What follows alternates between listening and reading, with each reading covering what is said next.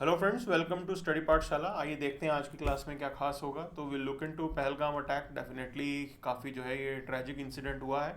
India US relation को समझेंगे, कुछ पीवाईक्यूज देखेंगे यहाँ पे, and then right to vote को लेके एडिटोरियल है, विल लुक इनटू दिस। और आर्कटिक आइस मेल्ट हुई है तो उसका हमारे लिए क्या इम्पैक्ट होने वाला है, क्या हमारे लिए अपॉर्चुनिटीज़ हैं यहाँ पे, so will look into that. और पाकिस्तान फोर्सफुली अफगान रेफ्यूजीज को वापस अफगानिस्तान भेज रहा है तो उससे क्या चेंजेस आएंगे तालिबान पाकिस्तान की इक्वेशन में, we will look into all these questions. आइए शुरू करते हैं फ्रंट पेज से। So 26 people they were killed in yesterday's J&K, Pahalgam में हुआ, और टूरिस्ट जो हैं वो यहाँ पे कैजुअलिटी हुए हैं।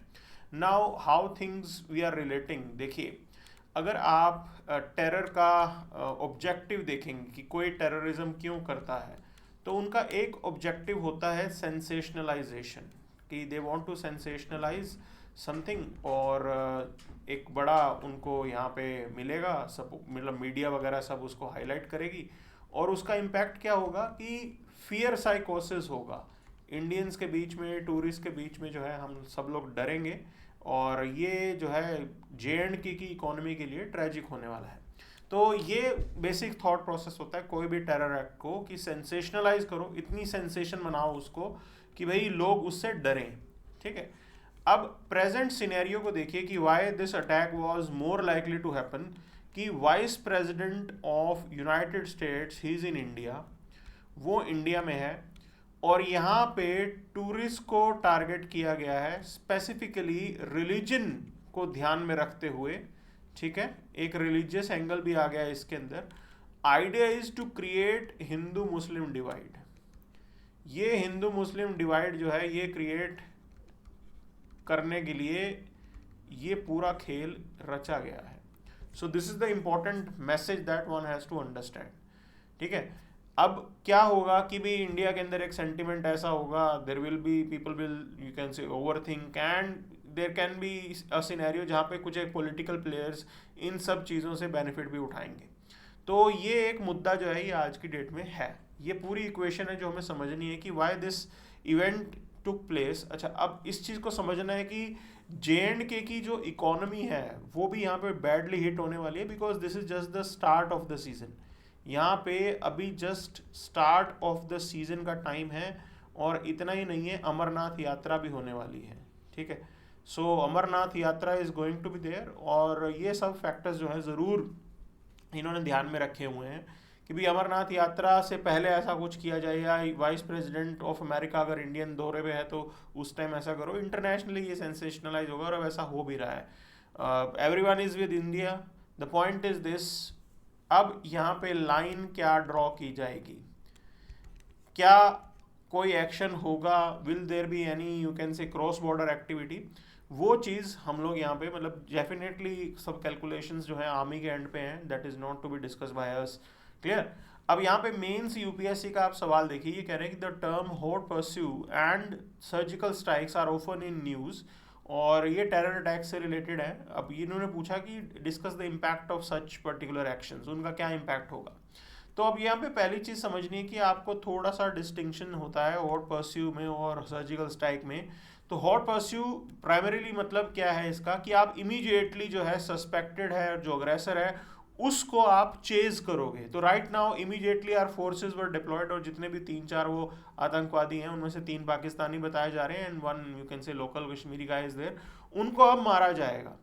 तो अब इंटरनेशनल रिलेशन में it refers to military pursuit across border without explicit permission, ये भी होगा, और यहाँ पे स्पॉन्टेनियस रिएक्शन जरूरी होता है। क्लियर, उसको हम हॉट परस्यू कह देते हैं। सर्जिकल स्ट्राइक में क्या होगा कि आप कैलकुलेटेड प्रिसाइज मिलिट्री एक्शन करोगे एक स्पेसिफिक टारगेट के ऊपर, कोलेट्रल डैमेज आप मिनिमल करना चाहोगे, प्री मेडिटेटेड ये जो है अटैक होगा बेस्ड ऑन द इंटेलिजेंस और स्पेसिफिक ऑब्जेक्टिव के साथ।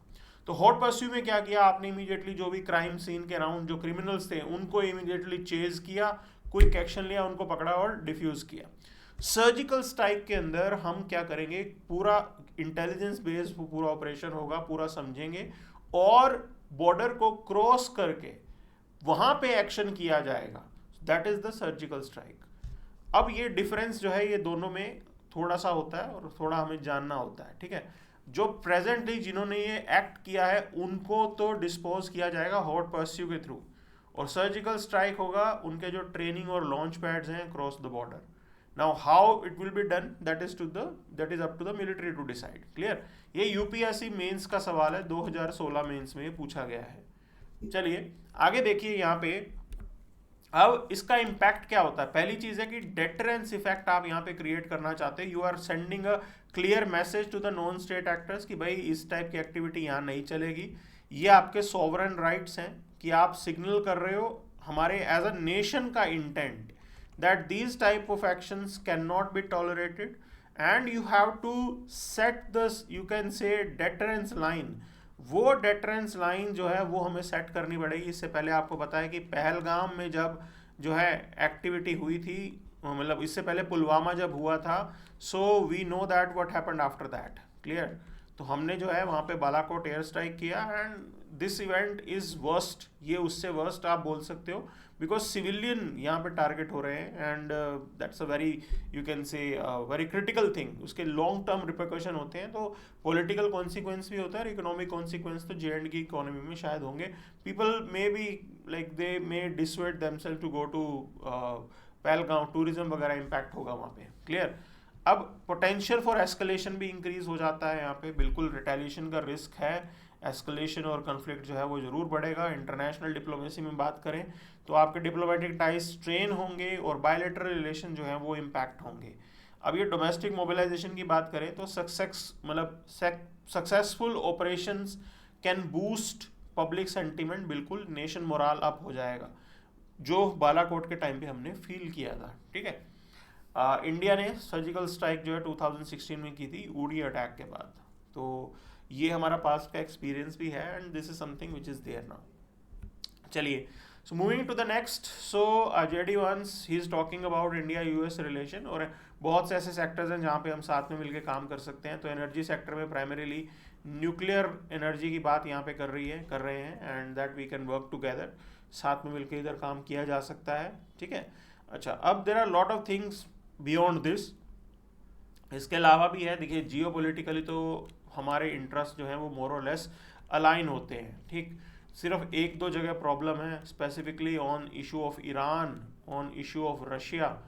तो थोड़ा डाइवर्जेंट पॉइंट आ सकता है. इंडिया का थॉट प्रोसेस थोड़ा इनसे डिफरेंट हो सकता है यूएस वालों से. बाकी सिस्टम सेम ही है. देखिए, अब यहाँ पे मतलब I2U2 हमने किया है. ये मेंस 2022 में क्वेश्चन भी पूछा कि इससे इंडिया की पोजीशन कैसे बेटर होगी. तो देखिए, if you see yourself as a world power, कोई भी वर्ल्ड पावर जो होती है उसको वर्ल्ड पावर बोलते कब है? जब वो अलग अलग जितनी भी डेवलपमेंट्स हो रही हैं पूरी दुनिया के अंदर उनको इन्फ्लुएंस करने में कैपेबल हो. इन्फ्लुएंस आप तभी कर पाओगे जब आपकी वहाँ पे प्रेजेंस होगी. ठीक है. तो डिफरेंट जो आपकी ऑर्गेनाइजेशन है, I2U2 हो, वट एवर इट इज, हम वहाँ पे प्रेजेंट हैं, then only we will be able to shape the decision making of those players. अगर आप हो ही नहीं वहाँ पे तो आप उनका डिसीजन कैसे शेप करोगे? तो ये पॉइंट समझना है यहाँ पे. तो इसीलिए ग्लोबल पोजीशनिंग हमारी बेटर होगी because we are present there. अब ये ओकस पे सवाल देखिए 2021 के अंदर कि भाई ट्राई नेशन पार्टनरशिप ओकस आ गई, and it is Australia, UK and US. तो इसके आने से क्या इम्पैक्ट होगा? तो इसका बेसिक पॉइंट ये है कि देखो, इसके साथ हम देख रहे थे कि क्वाड पे इम्पैक्ट होगा. दैट ओकस आने से क्वाड जो है वो पीछे चली जाएगी. प्रेजेंट सिनेरियो में अगर हम देखें तो डोनाल्ड ट्रंप का मेजर फोकस क्या है? काउंटर चाइना करना. Okay, countering China, and in that countering business definitely he will be looking forward to revive Quad. जरूर इस पे बात होगी. And this year he is going to visit India, क्योंकि इंडिया में जो है ये क्वाड समिट होगा. तो ये चीज़ है कि ओकस और क्वाड एक दूसरे को कॉम्प्लीमेंट करते हैं. ऐसा कहीं नहीं है कि भी ओकस के आ जाने से क्वाड पे इम्पैक्ट होने वाला है. क्लियर. तो ये इसका एक इम्पैक्ट था. बेसिकली अब क्वेश्चन में कहीं डिबेट दे नहीं रखी है, लेकिन आपको डिबेट ढूंढनी होती है अपने आंसर के अंदर. ठीक. सो दिस इज द पॉइंट. अब बात करते हैं एडिटोरियल के ऊपर. तो ये बोल रहे हैं कि राइट टू वोट जो है वो डेंजर है. अब देखिए, ये सवाल 2017 प्रीलिम्स का है जो कह रहा है कि right to vote to be elected is a किस टाइप का राइट है? ये हमारा कॉन्स्टिट्यूशनल राइट है. ठीक है. आर्टिकल 326 के अंदर हमें यहाँ से पता लग रहा है. अच्छा, अब इस एडिटोरियल के अंदर देखते हैं कि देखिए, राइट टू वोट बहुत ज़रूरी है हमारे लिए. ओके. अब आधार के साथ लिंक करने का प्लान चल रहा है, और उसमें प्रॉब्लम ये है कि वोटर जो हैं उनका नाम लिस्ट से हटा दिया जाएगा अगर वो आधार के साथ मैच नहीं हो रहा। अब पॉइंट ये है कि टेक्निकल एरर की वजह से अगर समहाउ किसी का जो बायोमेट्रिक है वो लिंक नहीं हो रहा है, तो आप उस इंडिविजुअल का वोटिंग राइट छीन लोगे। ये इम्पैक्ट होने वाला है। Elderly, disabled, marginalised, because they might not be अवेयर्ड, वो इस पर्टिकुलर चीज़ों के बारे में अवेयर्ड ही नहीं है, दे आर नॉट टेक सेवी, ठीक है। तो हमें इन चीज़ों का बिल्कुल ख्याल रखना होगा। अब पॉइंट ये है कि ये आप किसी के साथ कोअर्सिवली कैसे किसी को मजबूर कर सकते हो कि वो आधार के साथ लिंक अप करे। ये तो हमारा राइट होना चाहिए ना कि हम डिसाइड करेंगे हमें आधार के साथ लिंक करना है कि नहीं करना, but government will find certain way और उससे जो है आधार लिंकेज ये करवा देंगे, ठीक है। कई बार ऐसा हुआ है। तो you don't have option to opt out, आपको मजबूर किया जाएगा कि आप जो है आधार नंबर अपना दो। सो ये जो है it's a sad state of affairs. Legal और एथिकल इश्यूज की बात करें तो there is no parliamentary procedure for such linkage, कोई भी ऐसा कोई कानून नहीं आएगा। देखिए, हम रूल ऑफ लॉ के अंदर रहते हैं, रूल ऑफ लॉ के अंदर whatever actions that are taken they should be backed by a law. तो यहाँ पे कोई फ्रेमवर्क, कोई प्रोसेस, कोई प्रोसीजर, कोई रूल ऐसा बनना चाहिए था, वो ऐसा कुछ भी नहीं है। अच्छा, Aadhaar is residency based not citizenship proof, ये भी आपको पॉइंट पता होना चाहिए, ठीक है। तो किस बेस पे आप कर रहे हो? अब जो बहुत से ऐसे इलीगल हमारे यहाँ पे माइग्रेंट्स रह रहे हैं उनके सबके पास आधार है, दे ऑल हैव आधार। अब the person who is having an Aadhaar, आप क्या उसको वोटिंग राइट दोगे? Because that is not good for us, उसको ये तो बिल्कुल भी नहीं देना चाहिए, ठीक है ना, वो इलीगल माइग्रेंट है। क्योंकि वोटिंग चॉइसेस, डेमोग्राफी है, वो सब चीज़ें इस पूरे पिक्चर के अंदर आती हैं।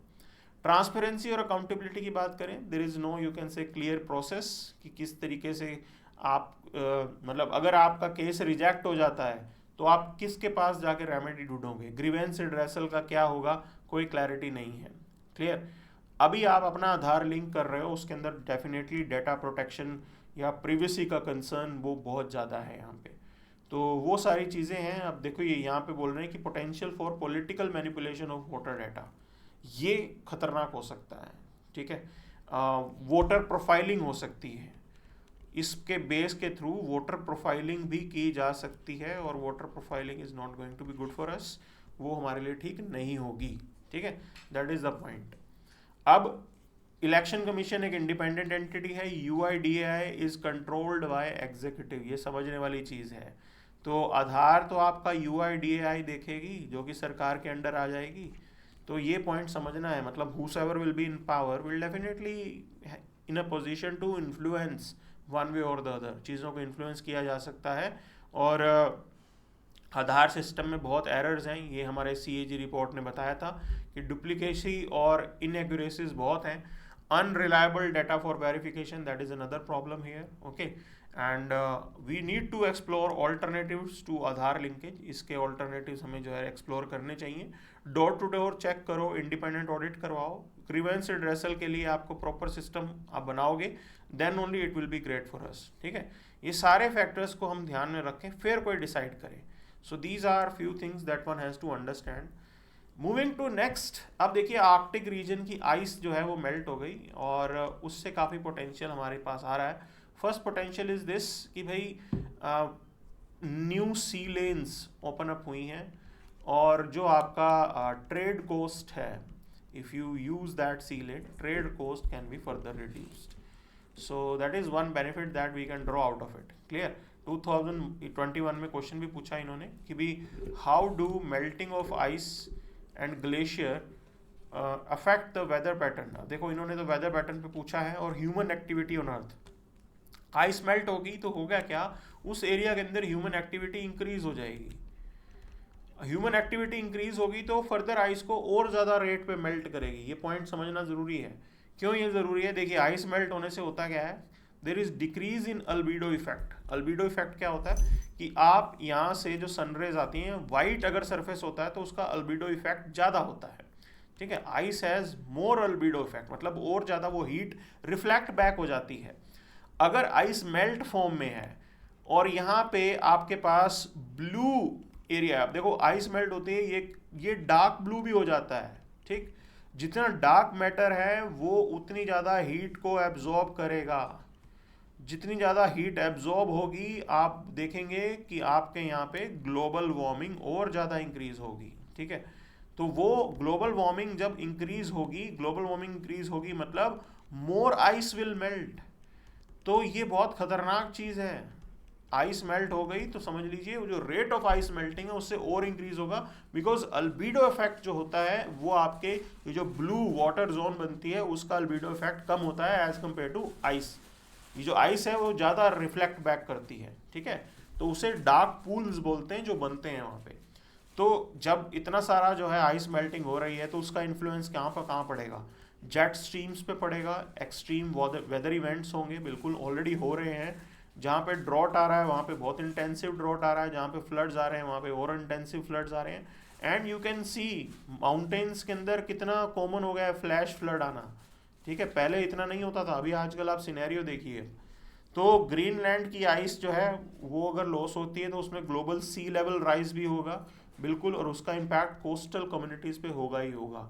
और इंडिया की अगर आप बात करोगे तो we have 7516 kilometres long coastal line, इतनी लंबी कोस्टल लाइन है। और सी वाटर अगर राइज होता है तो सब जगह इम्पैक्ट होगा यहाँ पे, ठीक है। ये पॉइंट समझना है। सी वाटर राइज में आपके यहाँ पे एक और टर्म आती है, that is climate change refugees. तो ये लोग माइग्रेट करेंगे, कहीं दूर जाएंगे, क्योंकि एग्जिस्टेंस जो इनका है प्रेजेंट सिनेरियो में वो हो नहीं पाएगा। तो ये सबसे बड़ा इम्पैक्ट है जो हमें ज़रूर देखना होगा, सोचना होगा। अब देखिए अंटार्कटिक आइस मेल्टिंग की बात करें तो वहाँ पे वही ग्लेशियर्स हैं, जो करंट है ओशियानिक करंट उसको डिसरप्ट करेगा वो, ठीक है। और अंटार्कटिक आइस मेल्ट होती है, डेफिनेटली सी लेवल राइज होगा, that will be the impact, okay. तो पूरी ग्लोबल बायोडाइवर्सिटी यहाँ से थोड़ी बहुत हिलने वाली है और ये इम्पैक्ट थोड़ा समझना है हमें। अब कंपेरेटिव एनालिसिस जो है वो यही है, मोर और लेस थिंग्स आर दिस। अब we have to prepare for all these things, okay. तो सी लेवल राइज होने से फ्लडिंग, इरोजन, ये सारी चीज़ें होने वाली हैं। एग्रीकल्चर इम्पैक्ट होगी, फिशरीज इम्पैक्ट होगी, बिकॉज वेदर पैटर्न अगर आपके बढ़ते हैं तो उसका इम्पैक्ट डेफिनेटली एग्रीकल्चर में तो पड़ता ही है। फिश की अवेलेबिलिटी भी इम्पैक्ट होगी। और इतना ही नहीं है, आपके यहाँ पे जो सेलाइन मतलब सॉल्ट का जो प्रोपोर्शन है सी के अंदर उसमें वेरिएशन आ सकते हैं। वो वेरिएशन आएंगे तो डेफिनेटली जो मरीन इकोसिस्टम है वो डिस्टर्ब होगा। तो ये सारे इम्पैक्ट जो है हमें यहाँ पे रोकने होंगे, clear. So that is something which is very crucial for us. अब बात करते हैं पाकिस्तान अफगानिस्तान रिलेशन के ऊपर। तो पाकिस्तान कर क्या रहा है, अफगान रेफ्यूजीज़ को भेज रहा है वापस अफगानिस्तान, और तकरीबन 5 से 7 लाख रेफ्यूजीज़ हैं जिनको यहाँ से भेजा जाएगा। प्रेजेंट रीज़न क्या है, किस वजह से ये हो रहा है? देखिए पाकिस्तान के अंदर एक एग्जिस्टेंस का क्राइसिस चल रहा है, इकोनॉमिकली उनको काफ़ी प्रॉब्लम आ रही है, ठीक है। तो इकोनॉमिक प्रॉब्लम आ रही है, उसकी वजह से पॉलिटिकल प्रॉब्लम्स वहाँ पे डेवलप हो रही हैं।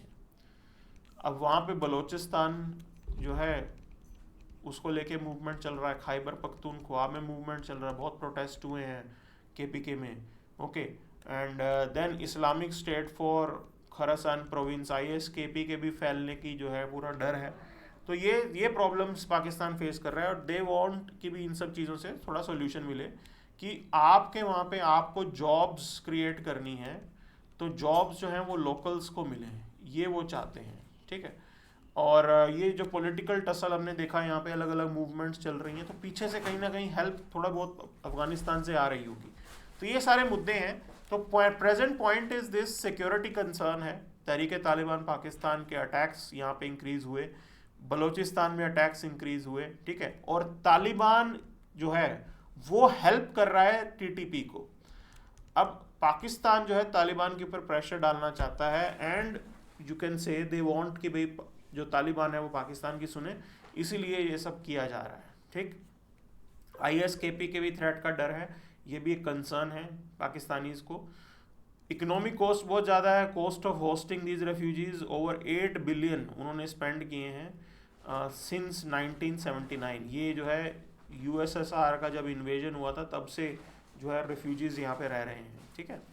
और रिसोर्सेज इन्होंने कहा कि भाई इनके जो है स्ट्रेन हो रहे हैं, जॉब लॉसेस काफ़ी हैं, स्मगलिंग, ब्लैक मार्केटिंग, ये सब गड़बड़ हो रही है। तो दिक्कतें हैं।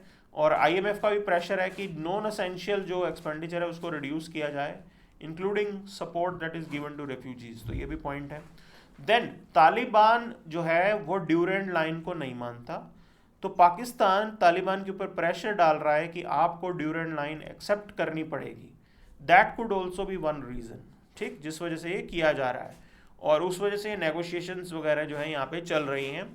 प्लस डोमेस्टिक प्रेशर इतना है कि एंटी रेफ्यूजी सेंटीमेंट अब की बार जो है पाकिस्तानीज में है। सो वो फैक्टर्स आ रहे हैं यहाँ पे। अच्छा, पाकिस्तान कर कैसे रहा है, ये इलीगल क्रैकडाउन कर रहा है, उनको जोर ज़बरदस्ती करके ट्रकों में डाल के वहाँ भेज रहा है। ये सबसे बड़ी प्रॉब्लम है कि ह्यूमन राइट्स का वायलेशन यहाँ पे नहीं होना चाहिए, ठीक है। अब इसका क्या कॉन्सिक्वेंस होंगे, definitely there will be sad picture for Pakistan Taliban equation, और तालिबान के ऊपर प्रेशर बढ़ेगा कि इतने सारे बल्क में अफगान्स जो हैं वो वहाँ पे आ रहे हैं, and they may not be, you can say they are not in a position to live as per Taliban. Taliban के राज में काफ़ी स्ट्रिक्ट जो है वो कानूनों का पालन करना पड़ता है, इस्लामिक लॉज वगैरह का। तो ये जो रेफ्यूजीज़ हैं ये सब जो है शायद उतने अकोमोडेटिव ना हो, तो ये सब तालिबान के लिए चैलेंज होगा। So this is the present situation right now, clear. सो ये आज का हमारा सेशन था। That's it for the day, thank you very much.